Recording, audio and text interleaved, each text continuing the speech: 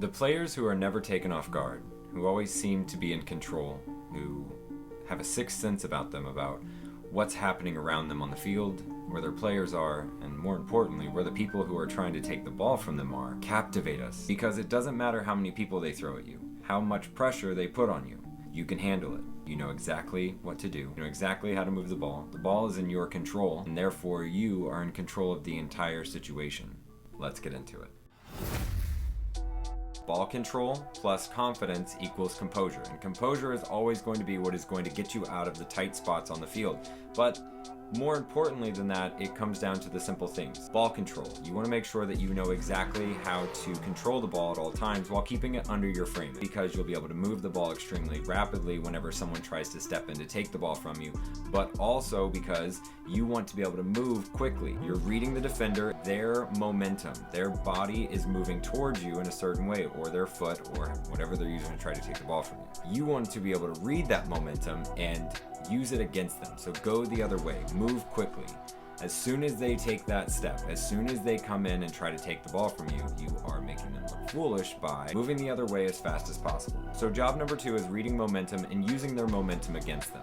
Some of the most common skill moves that you see are Maradona turns, Cruyff turns, L turns, or something as simple as just dragging the ball back towards you and then quickly pushing it back into a space that you want to exploit. Now, how do I get better at it? You need to go out on the field. You need to start doing 1v1s every single day. You need to start putting these moves into practice. You need to start training against players on your team every single day so that you can get better and you can start to feel the momentum, the shift of weight, the change of direction, getting a player to bite in, getting the timing on the ball, actually executing the moves and not just making it something where in theory this works. It takes repetition, it takes muscle memory, but over time, if you do it every single day, you'll get better, and that's what we're after. So get out on the training ground and get better, get after it.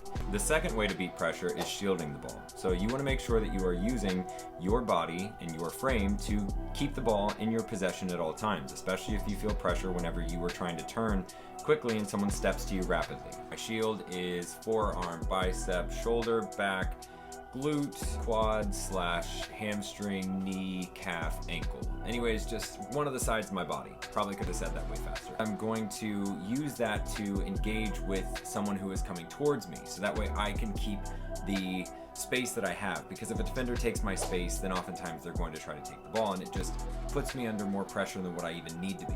Now, this is something that I do because I typically like to run just away from pressure. I tend to have a little bit more pace than the person I'm going up against. What I'm trying to do then is just make sure that I keep them at bay. I bring them almost to a stop because they have to change their positioning and puts them on their heels rather than up on their toes, and then I can run past them, and then I can just outpace them. And then I'm looking for a pass into space where one of my players can run onto it, or I'm looking for an open player who's found space, and I'm just going to put it on their feet and then move into the next pocket of space, making myself available. The way that I just described is more of an attacking style whenever you're using a shield, because I'm using it in a way that is preemptive, and I'm striking out against the defender, forcing them to do something that I want them to do. Now, say that they got the jump on me and I didn't even notice that they were there. Terrible playing might be. Don't worry, it happens all the time. All of a sudden, oh wow, there's someone right here. Then I'm still going to use that shield method where everything I just described, but I'm keeping my frame in between them and ball. So now I'm shielding them from the ball. But the key here is making sure that I can get out of this still by getting my head up, finding open passes around me. But even in the instance whenever I'm using a shield in a defensive manner, I still want to make sure that I am able to roll off of the player's momentum and then drive into an area of space or pass into an area of space. The whole goal of shielding someone from the ball is not just to keep the ball at my feet and allow them to bring me to a complete stop, because what's going to happen then is you're going to get more people coming over trying to take this ball off of you. That's whenever you're playing a fast-paced, high-tempo, really high-pressure team. What can we do in an instance where, say, someone has gotten us to come to a complete stop, they've done a great job of applying this pressure? I always want to pick my head up, and if my frame is now looking at my goal, then I want to be able to play it back to either a defender who's open, who now has the passing lane open for themselves. They should have a clear vision of the field that is everything behind me. So I just need to lay it off to one of my teammates, make sure it's a really good pass out of this high-pressure situation, and And from there, then they can redistribute and we're off to the races again. Say you want to beat the player who now has you pinned down because you shielded them from the ball. Then what we want to make sure that we can do is then you're driving that elbow back around. You want to make sure that you're able to turn your hips, get your frame back around as quickly as possible, and drive forward up the field. This is whenever you feel that pressure on this side. Whenever you checked your shoulders, you saw that there was only one guy, so you knew he was coming. So what we did is we stepped over the ball. We allowed him to try to take the ball from that side, but you quickly turned off that momentum and just immediately ran back up the field because you took him completely out of the play. He over pursued, he took himself out of the play on his own, so we just allowed our body to shield the ball and then we took off in the other direction. If someone's passing me the ball and I feel pressure from one side, then I want to just quickly and easily Cruyff turn or L turn effectively where the ball goes back behind my plant foot and I'm able to play it into the direction that the momentum was coming from. This will make them look foolish every time, and it is extremely effective.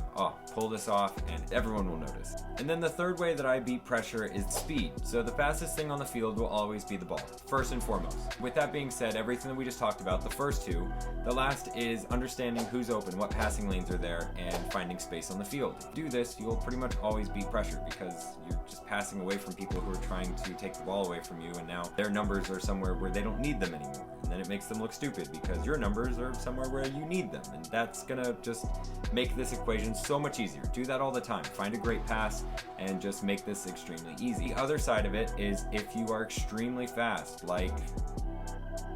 then just use your speed. I'm not gonna tell you to not use your speed whenever you are using, it's a cheat code. If you are this fast, then just use your speed, right? Just run around people. I don't know what else to tell you. You can't teach that. If you're super fast, just run by the press. If you are not super fast and you don't have the pace, then pass around and make them regret trying to press you from the beginning through superior ball control and better passing. Ball control plus confidence equals composure. And if you can play with composure, then you will always beat the press. And the ball will always be safe at your foot. And it'll be a lot of fun. So train this all the time. And as always, this is Coach Connor. I hope this helps. And I'm all in and dedicated to your development in soccer. So peace. Bye for now.